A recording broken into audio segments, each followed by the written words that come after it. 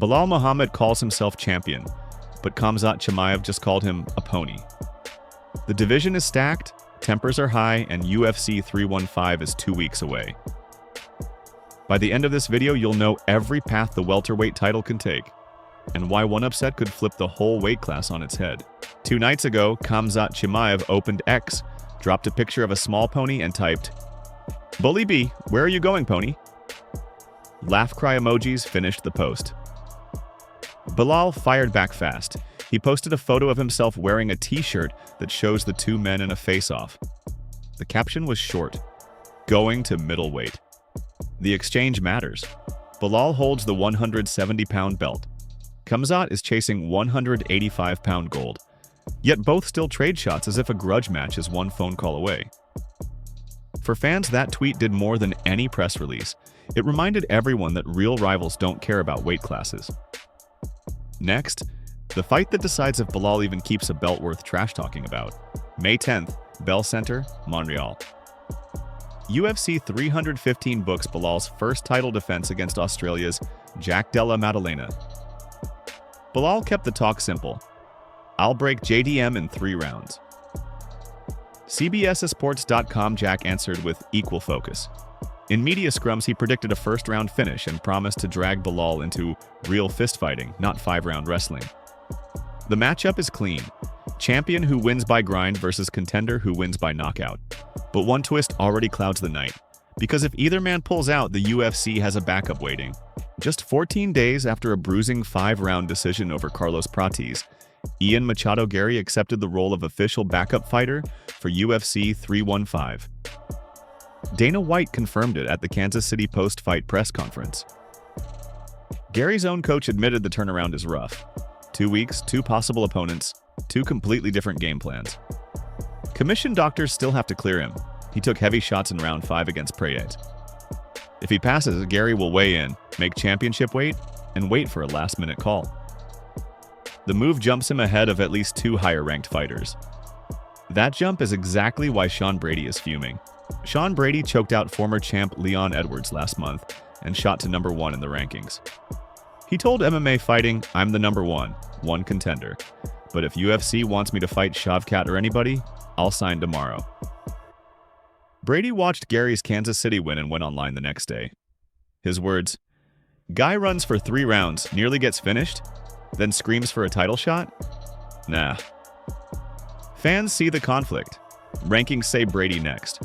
Marketing says Garry sells. And all the while, another monster heals up and waits. That monster is Shavkat Rakhmonov.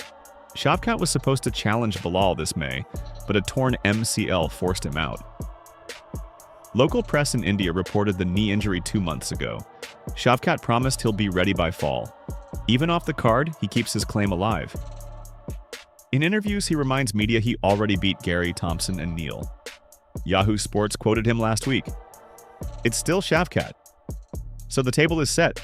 Champion, knockout artist challenger, outspoken backup, ranked number 1, and an undefeated Kazakh savage. But one man outside the division might burn it all down because Khamzat isn't just tweeting. He's chasing another belt. Dana White said it straight. The Plessis versus Khamzat fight is happening. Reporters asked if it lands in July. Dana only said not International Fight Week, but the contract is done. Plessis' camp backed that up. Coach Morne Visser told Submission Radio the matchup is a done deal. They're just waiting on a date. If Khamzat wins 185-pound gold first, any move back to welterweight becomes super fight territory. Belal already teased moving up, and that tweet reply, "Going to middleweight," fits the plan. So what happens if Belal really leaves 170 behind? Belal has a reason to consider middleweight, legacy paydays. If he beats JDM and marches to 185 pounds, the welterweight belt goes vacant. UFC could book Shavkat versus Brady, slot Garry as backup again, or even slide Khamzat back down for champ-champ status. A JDM win triggers different chaos. First Australian welterweight champion, instant rematch buzz, and no clear number 1 contender. Either outcome turns UFC 315 into a fork in the road for the next year of bookings. But before that fork, one fight decides everything. Scenario A, Belal wins clean. He cements champion status. Shavkat likely returns in autumn. Brady waits or meets Garry in an eliminator, and Khamzat's middleweight chase continues. Scenario B, Belal wins but can't fight till 2026. Injury layoffs force an interim belt. UFC loves interim gold. Garry versus Brady or Shavkat versus Brady headline a fall pay-per-view. Scenario C, JDM upsets Belal. Australia gets its first 170-pound king. Immediate rematch talk starts, but UFC might prefer JDM versus Garry for a fresh matchup. Marketing gold in the UK and Oceania. Shavkat's claim stays strong but still sits on hold. Scenario D, fight collapses. Garry steps in and wins. Social media explodes. Brady explodes. Shavkat versus Garry becomes a must. Belal either waits for a shot back or moves up. Scenario E, fight collapses. Garry steps in and loses. His momentum crashes. Brady grows louder, and Shavkat likely headlines the next title bout. Every path circles the same question: who really runs 170 pounds by the end of 2025? Khamzat tweets ponies. Brady demands respect. Garry packs his scale again. JDM sharpens his boxing, and Belal reads every notification on his phone. One night in Montreal will answer none or all of the questions, but the chaos already keeps fans hitting refresh. Drop your pick below. Who leaves UFC 315 with the belt, and which matchup should be next? We read every comment, and the best take gets a shout-out in the next video.